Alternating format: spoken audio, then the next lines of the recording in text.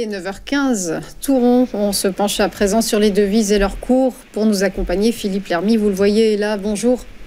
Bonjour Roselyne. Vous êtes trader, formateur et ancien chef trader d'une banque centrale. Alors Philippe, on va d'abord évoquer les événements de la semaine à venir et on commence par les ventes au détail aux États-Unis. Une légère baisse est attendue après la forte hausse de juillet. Oui, ce sont les prix de l'essence et aussi les ventes de voitures donc, qui sont attendues moins importantes et qui devraient donc expliquer cette légère baisse donc, qui est anticipée à moins 0,2%. Mais attention parce que le marché aura le focus donc, sur le groupe témoin, c'est celui qui qui tient une partie du PIB, qui est une des parties de constitution du PIB, qui lui donc devrait rester inchangé d'après le consensus Bloomberg, voire même remonter à plus 0,4%. Alors en tout cas, les ventes au détail hebdomadaires, selon l'Institut Red Book Research, montrent une réaccélération, comme vous pouvez le voir sur le graphe. Alors c'est peut-être ce chiffre qui donc finalement va changer l'anticipation des marchés au dernier moment concernant la réunion de la Fed le lendemain, donc mercredi prochain. Donc à surveiller pour le trading cette semaine. À surveiller évidemment la réunion de politique monétaire de la Fed et le marché reste dans l'expectative. Oui, alors on est dans une situation inhabituelle car la Fed prévient tout le temps le marché avec sa forward guidance. Et là, ce n'est pas le cas. Les traders restent dans une incertitude concernant la baisse de taux à seulement 3 jours donc de la réunion de la Fed mercredi prochain. Après donc avoir fait du yo-yo depuis le rapport sur l'emploi, on a les anticipations des primary dealers sur les Fed Fund Futures qui ont terminé vendredi à 50-50 en faveur d'une baisse de 25 points de base ou d'une baisse de 50 points de base. Alors n'oublions pas qu'en juin dernier, les membres de la Fed avaient révisé à la hausse leurs anticipations de taux jusqu'en 2026.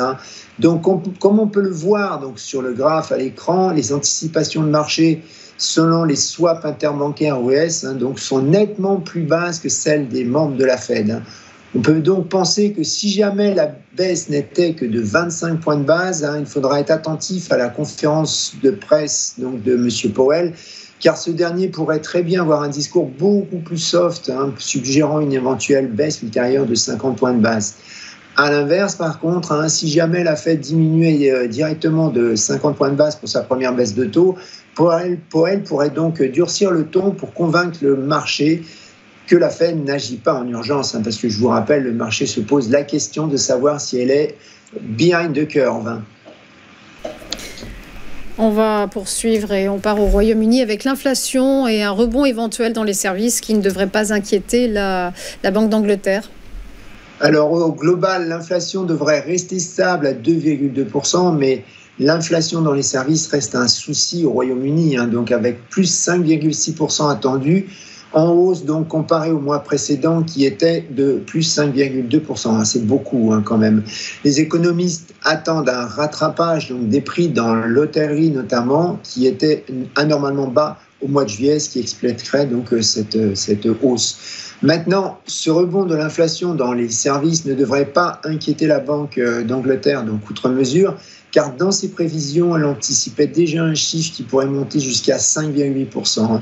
Donc pour nous, traders, une inflation dans les services à 5,6% ne devrait pas être un market mover. En revanche, plus 5,8% pourrait bien l'être. Et on reste en Angleterre avec la réunion de la BOE, la vieille dame qui ne devrait pas toucher à ses taux.